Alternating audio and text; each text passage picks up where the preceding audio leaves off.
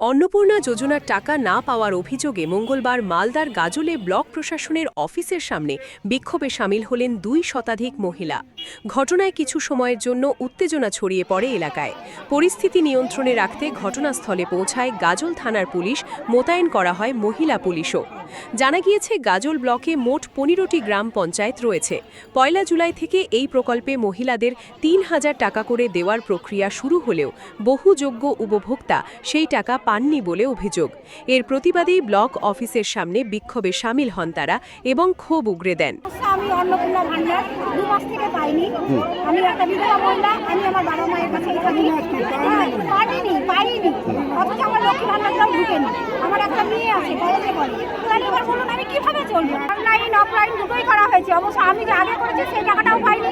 আমার পরে যে অযোগ্য ব্যক্তি তাদের টাকাটা ঢুকে গেছে, অথচ আমি আমার পাড়ার মধ্যে আমি একটা বিধবা মহিলা, এটা সবাই জানে, কেন আমি পাবো না? হয় বন্ধ করে দিক, আর না হলে সবাইকে আগে বিচার করে সেই টাকা রিটার্ন নিক, আমাদের না হলে 2 মাসের টাকা আমাদের ফেরত দিক। সামনে মাসে যে 1 মাসের টাকাটা আমাদেরকে দিতে চেয়েছে, আমাদেরকে 2 মাসের টাকা পুরোটাই আমাদের হিসাব করে দিয়ে দিন। আপনার নাম? তাহলে তো আমাদের এই 3,000-এর দরকার ছিল না, আমাদের 1,500-ই ভালো ছিল। 1,500-এর তাও সুখে শান্তিতে খেতে পাচ্ছিলাম, এই 3,000-এ যে আমরা পড়ে যাচ্ছি সবাই গরিব মানুষ।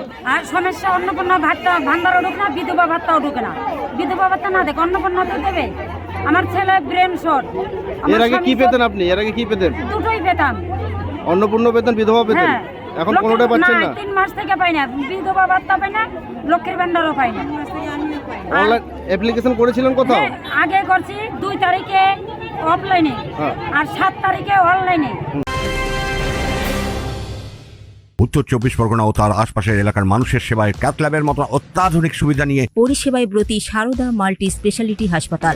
একই ছাদের তলায় মানুষ সাধারণ চিকিৎসা থেকে শুরু করে ২৪ ঘন্টা cath lab, MRI, CT scan, এনআইসিইউর মতো সুবিধা এবার থেকে পেয়ে যাবেন সারদা মাল্টি স্পেশালিটি হাসপাতালে। প্রয়োজনে যোগাযোগ করুন 033-2592-0730, 2593-0730, 2593-3562 ও 9331275635 নম্বরে। আমাদের ঠিকানা royal park, Kalyani expressway, Barrackpore, Kolkata ৭,১২১। সারদা মাল্টি স্পেশালিটি হাসপাতাল, পরিষেবাই হোক আমাদের মূল লক্ষ্য। বিক্ষোভের খবর পেয়ে ঘটনাস্থলে পৌঁছান গাজলের বিডিও সুমন ঘোষ এবং গাজলের বিধায়ক চিন্ময় দেববর্মন।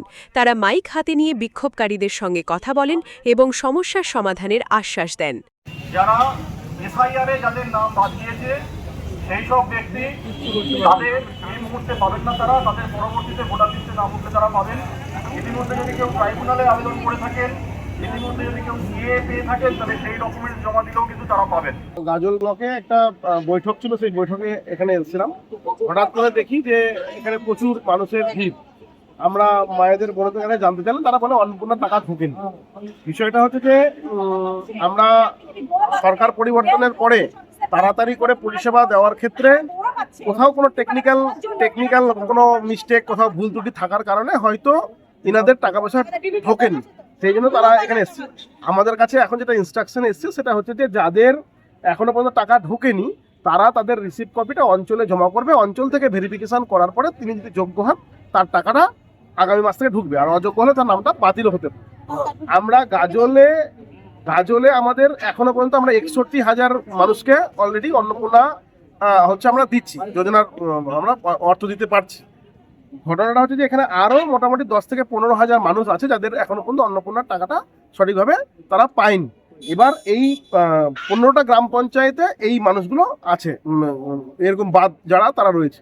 এবার তাদের প্রতিটা বাড়িতে ইনকোয়ারি হওয়ার পরে আমরা আগামী মাসে সমস্ত মানুষকে গাজলের যারা পাওয়ার যোগ্য তাদের টাকা আমরা দেওয়ার ব্যবস্থা খুব তৎপরতার সঙ্গে করছি। তনুজ জৈনের রিপোর্ট, নিউজ বেঙ্গল টুডে।